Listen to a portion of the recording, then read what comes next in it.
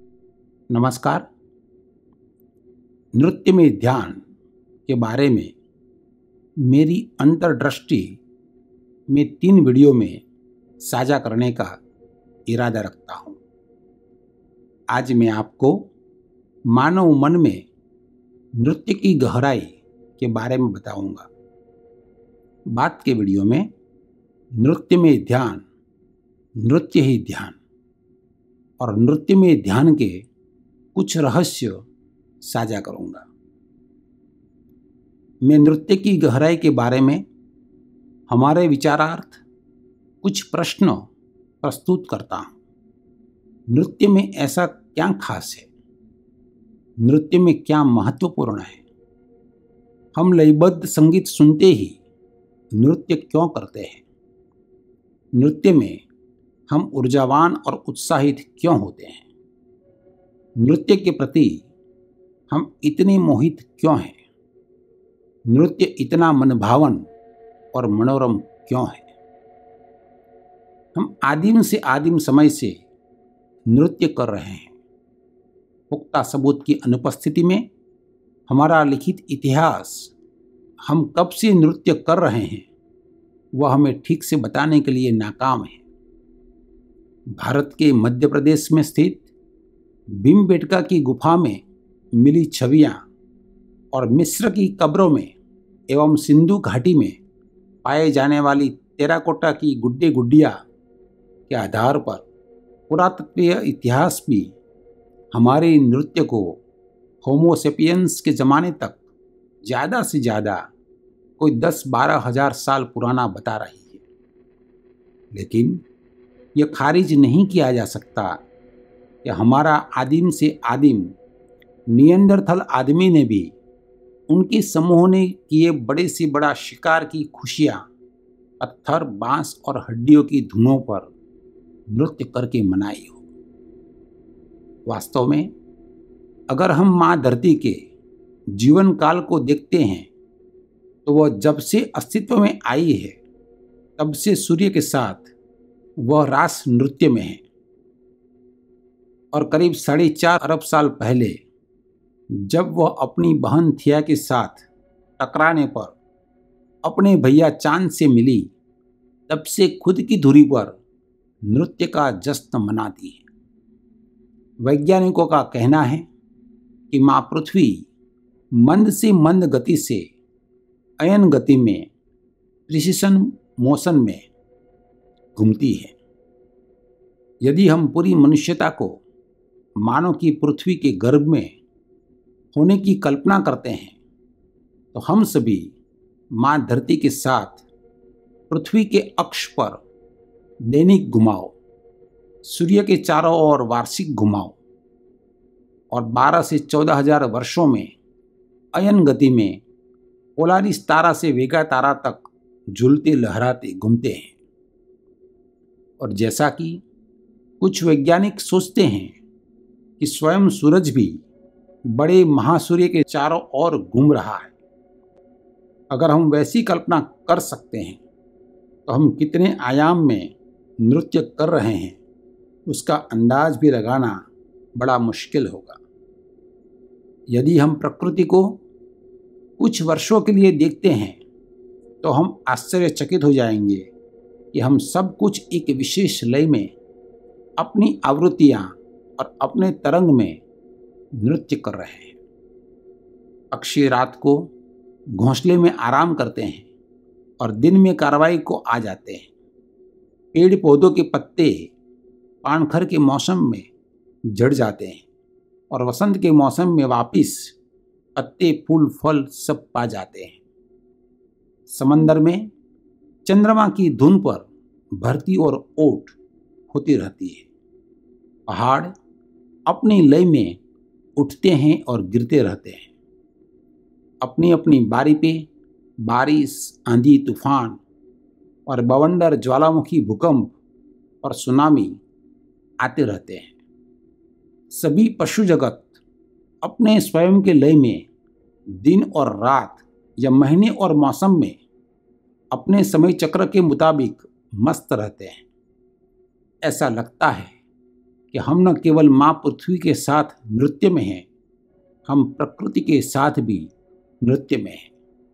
हम नृत्य जीते हैं, हम नृत्य में सांस लेते हैं, हम नृत्य महसूस करते हैं। नृत्य हमें पसंद है, लेकिन क्यों? इन सभी बातों को सुनने के बाद आप सोच रहे होंगे कि मैं आपको नृत्य के बारे में ये सब क्यों बता रहा हूं। सिर्फ इस तथ्य पर जोर देने के लिए कि नृत्य हमारे मानस और अस्तित्व में आंतरिक और अपरिवर्तनीय रूप से जुड़ा है, और यह हमारे दिल और दिमाग में, हमारे अस्तित्व में इतनी गहराई से रसा बसा है कि यह हमारे अस्तित्व को आसानी से रूपांतरित कर सकता है और हमारी ज्ञानोदय की अंतिम संभावना बुद्धत्व की ओर ले जा सकता है। मैं आपको मानवीय दिलों में नृत्य की गहराई की कुछ और चीजें बताना चाहता हूँ। चैतन्य महाप्रभु का नाम सुनते ही आपको उनकी कीर्तन मंडली और पूरे भारत में उनकी कीर्तन यात्रा याद आ जाएगी। भक्त मीरा का नाम सुनते ही आपको पग घुंघरू बांध मीरा नाची रे गाना भी याद आ जाएगा और आंखों के सामने मीरा का भक्ति नृत्य भी उभर आएगा। मौलाना जलालुद्दीन रूमी और मंसूर अल हिल्लाज का नाम सुनते ही आपको सूफी दरवेशों का नृत्य दिमाग में आ जाएगा। जब आप जॉर्ज गुरजेफ का नाम सुनते हैं तो आप उनके सेक्रेड डांस यानी कि पवित्र नृत्य और स्टॉप एक्सरसाइजेस यानी कि रुक जाओ की कसरतें याद आएगी। वास्तव में मध्य युग में आपको तुर्किस्तान से लेकर इंडोनेशिया तक पूरे यूरोप और एशिया में कीर्तन और दरवेश के भक्ति नृत्य प्रचलित दिखेंगे और हर जगह मीरा कबीर, नानक गोरख, रूमी सरमत की तरह भगवान को समर्पित और अंतस को उपलब्ध बुद्ध चेतना या भक्त मिलेंगे। इन सभी में एक सर्वसामान्य सूत्र है, नर्तन समर्पण है, नृत्य ध्यान है। हमारे अंतर्मन में नृत्य की गहराई और नृत्य में ध्यान। अक्सर बाइबल में नृत्य का उल्लेख किया जाता है और पूजा के साधन के रूप में और भगवान की प्रशंसा हेतु नृत्य का उपयोग किया जाता है। उदाहरण के लिए बाइबल में साम भजन संहिता 149:3 कहता है, वे नाचते हुए उनके नाम की स्तुति करें और डफ और वीणा बजाते हुए उसका भजन गाएं। सैमुअल 6:14 से 22 तक में डेविड प्रभु के सामने अपनी पूरी शक्ति के साथ नृत्य करता है और हमें एक अद्भुत उदाहरण प्रदान करता है कि आराधना में परमेश्वर के प्रति समर्पण का वास्तव में क्या अर्थ है। आप यह जानते होंगे कि भारत में नृत्य की उत्पत्ति एक कला के रूप में मंदिर में हुई थी और दिव्य महाकाव्यों की विस्तृत रचना को संगीत की सहायता से शरीर की मुद्राओं, हाथ के इशारों और पैरों के आंदोलनों से नृत्य में मंचित किए गए थे। संगीत और नाटक पर सबसे पहला साहित्य नाट्य शास्त्र है, जो ईसा पूर्व के 500 साल आसपास लिखा गया है। नाट्य शास्त्र में वे कहते हैं कि नर्तक और दर्शक के बीच संबंध के परिणाम स्वरूप रस निष्पत्ति होती है। उन्होंने नृत्य में रस निष्पत्ति को 9 रस में वर्गीकृत किया था: श्रृंगार, हास्य, करुणा, रौद्र, वीर, भय, विभत्स, अद्भुत और शांति। ये 9 रस हैं।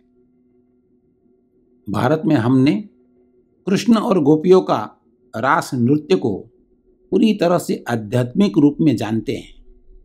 ऐसा माना जाता है कि रास नृत्य में कृष्ण का बाल स्वरूप कान्हा ने खुद को कई रूपों में प्रकट होके प्रत्येक गोपी के संग रास नृत्य किया।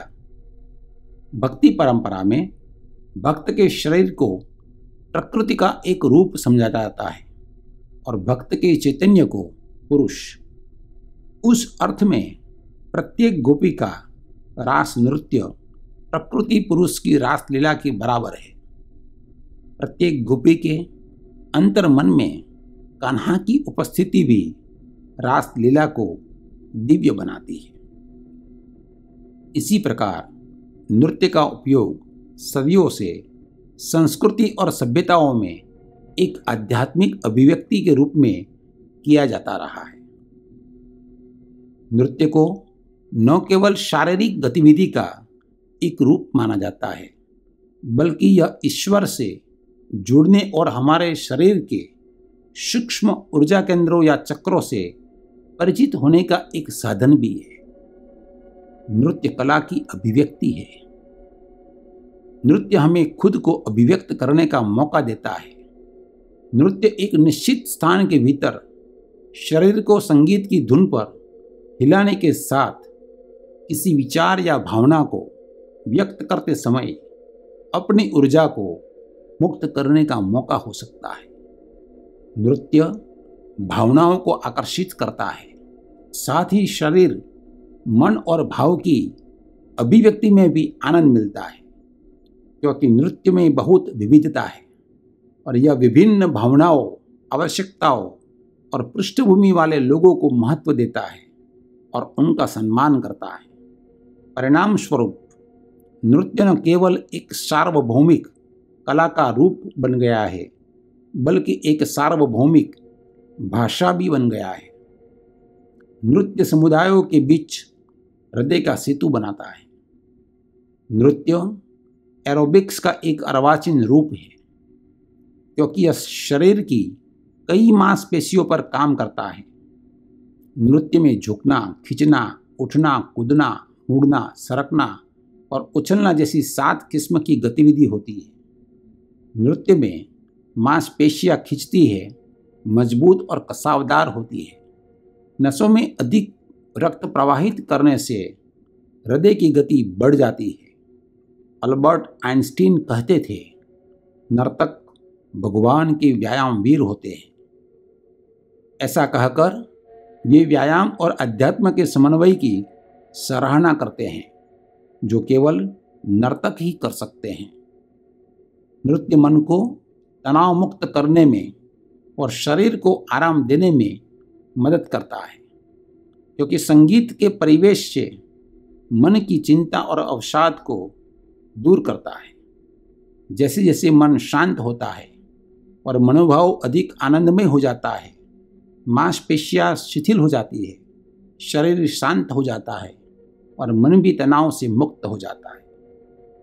दुनिया भर में सभी संस्कृतियों और सभ्यताओं में नृत्य का उपयोग अनुष्ठानों, गहन आध्यात्मिक अनुभवों, औपचारिक समारोहों और सामुदायिक और सामाजिक समारोहों, मेलों और त्योहार के प्रदर्शन में स्वयं को व्यक्त करने के लिए और एक दूसरे को व्यक्तिगत आनंद के लिए भी किया जाता रहा है। अब हमारे पास हर समुदाय और देश में लोकप्रिय नृत्य है। कुछ समुदायों और देशों को छोड़कर नृत्य को अच्छी तरह से सराहा जाता है और उनका स्वागत किया जाता है। हमारे पास भरतनाट्यम, कथकली, कथक, मणिपुरी, ओडिसी, कुचिपुड़ी, बेले, salsa, Samba, belly dance, dragon dance जैसे शास्त्रीय नृत्य हैं, जिन्हें विशेषज्ञ नर्तक द्वारा प्रस्तुत किए जाते हैं और दर्शकों द्वारा सम्मानित किए जाते हैं। हमारे पास समा नृत्य, सूफी दरवेश नृत्य, कीर्तन नृत्य, आशीर्वाद नृत्य, ट्रिनिटी नृत्य, गुरुजी ऑफ स्टॉप एक्सरसाइज और गुरुजी ऑफ सेक्रेड डांस जैसे भक्ति समर्पण के नृत्य हैं। हमारे पास step dance, flamenco, waltz, disco, garba, bhangra, ghoomar, hip hop, ballroom, break dance, jazz, अफ्रीकी नृत्य जैसे बहुत सारे लोकप्रिय नृत्य हैं जिन्हें हम सामाजिक और सामुदायिक समारोहों में, मेलों और त्योहारों में नृत्य उत्सव के रूप में मनाते हैं। ऐसा लगता है कि हमारे पास इतने सारे नृत्य हैं, जितनी भाषाएं हैं, जितने समुदाय हैं, और उन्हें सूचीबद्ध करना मुश्किल है। नृत्य का शौक होना, नृत्य करने का कौशल होना, यह हमारे लिए सबसे खूबसूरत और अद्भुत चीज़ है जो अस्तित्व ने हमें दिया है। फिर हमें ध्यान के बारे में अलग से सोचने की कोई ज़रूरत नहीं है। फिर नृत्य ही ध्यान है, क्योंकि हमारे पास गहरी रचनात्मक ऊर्जा है और यही ऊर्जा में गहराई से शामिल होके हम हमारे अस्तित्व के अंतरतम मंदिर की ओर एक आनंद में, परमानंद में उतर सकते हैं। हम इसी रचनात्मक ऊर्जा और इसके हमारे अंतर्मन के साथ गहन संबंध का पता लगाएंगे। अगले वीडियो में मैं इसी विषय पर बात करूंगा। नृत्य में ध्यान, नृत्य ही ध्यान। सुनने के लिए आप सबका बहुत बहुत धन्यवाद।